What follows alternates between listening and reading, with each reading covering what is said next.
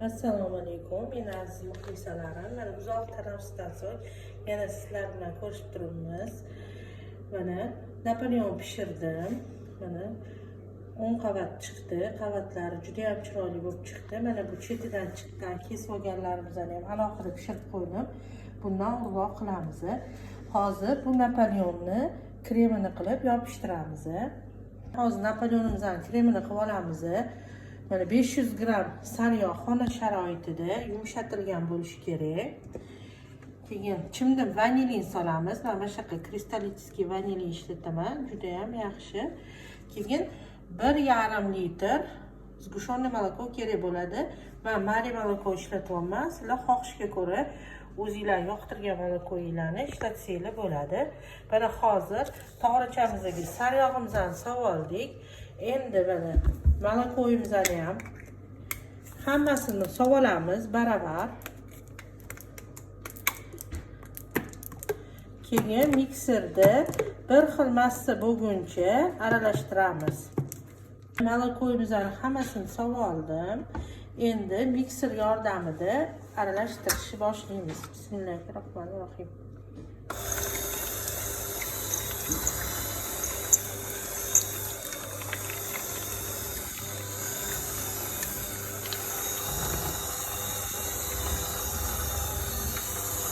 Mana kremimiz, sariyog'imiz bilan молокоimiz aralashib ketdi.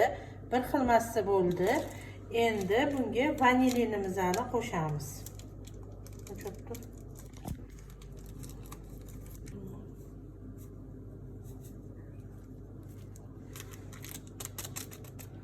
Yana bitta mikserda aralashtirib olamiz.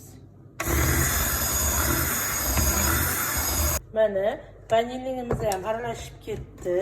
Mana shunaqa suyuqroq krem bo'ladi.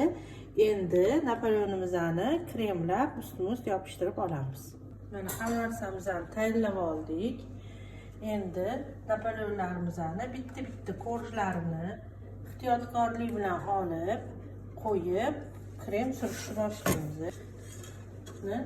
Qo'shuvda mana shunaqa qilib hamma yog'iga ozgina-ozginadan chiqamiz. Keyin uni qolganini cho'tka yordamida surib olamiz. Agar qo'shuvda sursak, mana korjimiz juda ham nozik, shunga anaqa qilib ketadi, sinib ketadi.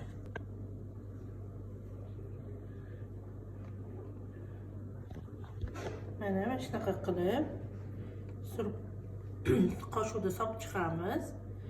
Endi cho'tka yordamida sekin astalik bilan surishni boshlaymiz. Mana shunaqa qilib hamma yog'iga krem tegishi kerak. Yaxshilab surib chiqamiz. Yetmay qolsa yana qo'shamiz kremimizni.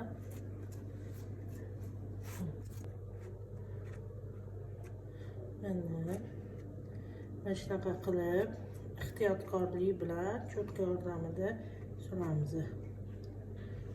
Cho'tkani bu Napoleonni men ertaga ukam umridan kelyapti. Shu munosabat bilan oilaviy yig'ilyapmiz. Ko'pchilik emas, katta yig'in bo'lmayapti. O'sha yerga pishirib boribman. Mana kremimizni chiroyli qilib surib oldik. Endi qolgan korjlarimizni ham ustma-ust qo'yib, ularni ham xuddi shu tariqa kremlab chiqamiz. Mana yana xuddi shunaqa qilib hamma yog'iga ozginadan qo'shig'imizni krem qilib chiqamiz. Keyin yana shotka yordamida kremimizni bir tekis qilib surib olamiz. Bugun xudo xolisa 23-noyabr yig'inimiz, ertaga 24-noyabr kuni bo'ladi. Keyin men Napoleonlarni bir kun oldin yopishtirib qo'yishinglarni maslahat beraman. Kremlari bir-biriga o'tib, singib juda ham mazali bo'lib turadi.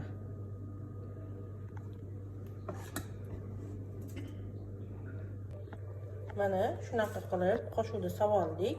Endi ehtiyotkorlik bilan kestichka yordamida kremlarimizni hamma yog'iga bir tekis qilib surib chiqamiz.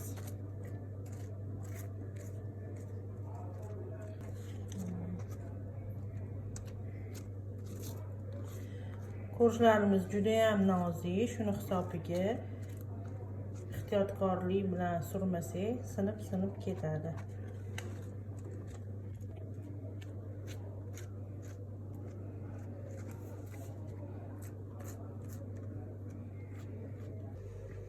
Mana hamma qavatlariga kremni surib oldik. 10 qavat chiqdi. Oxirgi qavatiga krem surishimizdan oldin ustiga kalka qog'oz yozib, patnis qo'yib, Napoleonimizni ozgina bosib olamiz ustini. Mana ustiga pergamin qog'oz solib oldik.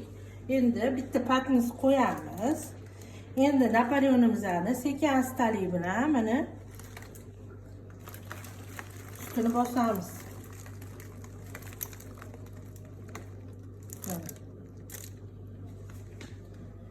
Yana ustini bosib oldik. Endi ustiga ham krem surib, urvog'ini sepib olamiz. Oxirgi qavatini ham kremlarini kestichka yordamida sekin-sekin surib chiqamiz. Kremini yaxshilab surib olib, urvog'ini sepib olamiz ustiga. Oxirgi qavatiga ham kremimizni surib oldik. Chetlaridan chiqqan xamirini mayda qilib urvoq qilib oldim. Endi ustiga chiroyli qilib sepib chiqamiz.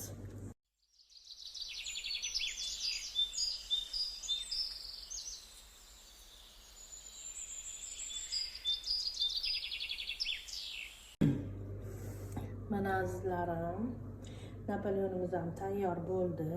Endi buni bir kechaga xona haroratiga qo'yib qo'yamiz, salqinroq joyga.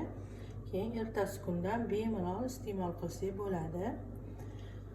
Videoga like bosib, kommentariy yozib qoldiringlar. Keyingi videoda albatta xabarlarni qilishni to'liq ko'rsatib beraman. Keyingi videolarda ko'rishguncha xayr, sog' va salomat bo'ling.